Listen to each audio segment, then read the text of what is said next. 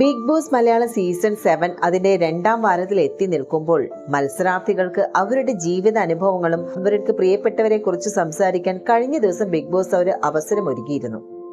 അക്കൂട്ടത്തിൽ രേണു സുധിയും തന്റെ പ്രിയപ്പെട്ടവരെ കുറിച്ച് സംസാരിച്ചു. തങ്കച്ചൻ തന്റെ ജീവിതത്തിൽ എത്രത്തോളം പ്രധാനപ്പെട്ട വ്യക്തിയാണെന്ന് രേണു വിവരിച്ചു.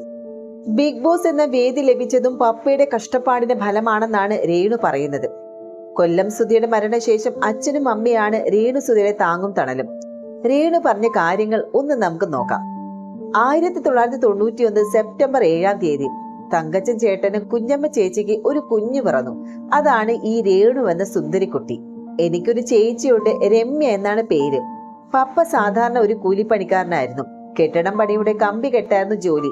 നല്ലോണം കഷ്ടപ്പെട്ട് അധ്വാനിച്ച് തന്നെയാണ് ഞങ്ങൾ രണ്ടുപേരെയും പപ്പ വളർത്തിയത്.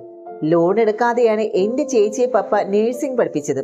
സ്നേഹനിധിയായ പിതാവാണ് എന്റെ പപ്പ. തമാശയ്ക്ക് കൂട്ടു നിൽക്കുന്നയാളല്ല പപ്പ.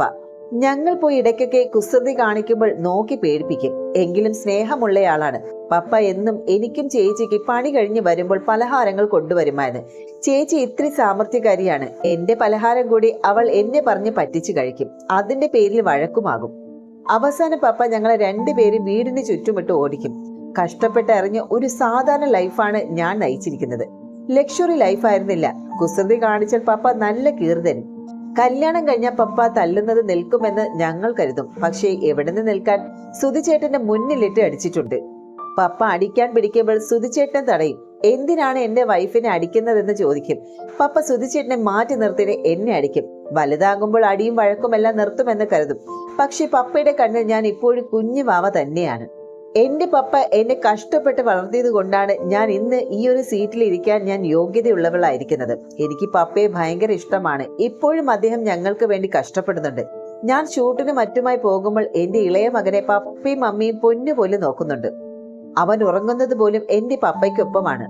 അത്രയ്ക്ക് സ്വാധീനം പപ്പ അവനിൽ ഉണ്ടാക്കിയിട്ടുണ്ട്. എന്നിൽ സ്വാധീനം ചെലുത്തിയതുപോലെ ഞങ്ങളുടെ കുഞ്ഞുങ്ങളിലേക്ക് സ്വാധീനം ചെലുത്തുന്നുണ്ട്. അപ്പൻ എന്ന നിലയിൽ പപ്പ ഹീറോയാണെന്ന് രേണു പറയുകയാണ്.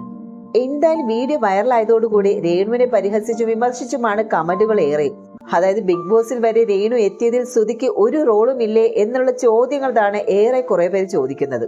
അതേക്കുറിച്ച് പറയാത്തത് എന്തെന്നായിരുന്നു ചിലരുടെ കമന്റുകൾ. ജീവിത കഥയ്ക്ക് ആത്മാവില്ലാത്തതുപോലെ തോന്നുന്നുവെന്നും കാണാതെ പഠിച്ചു പറഞ്ഞതുപോലെ അനുഭവപ്പെട്ടു എന്നാണ് കഥ കേട്ടിട്ട് സീസൺ 5 മിഥുനെ ഓർമ്മ വന്നു എന്നുള്ള കമന്റുകളാണ് ഇപ്പോൾ പ്രത്യക്ഷപ്പെടുന്നത്.